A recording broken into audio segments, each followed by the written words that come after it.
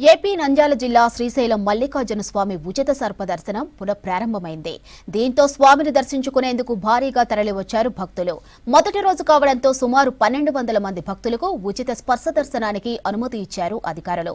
ఇక శ్రీశైలం కాశీలో మాత్రమే భక్తులకు ఈ అవకాశం ఉంటుందని తెలిపారు. క్యూ లైన్లో వచ్చే భక్తులకు ఆధార్ ద్వారా టోకెన్ జారీ చేసి ఉచిత స్పర్శ దర్శనం కల్పిస్తున్నామని చెప్పారు.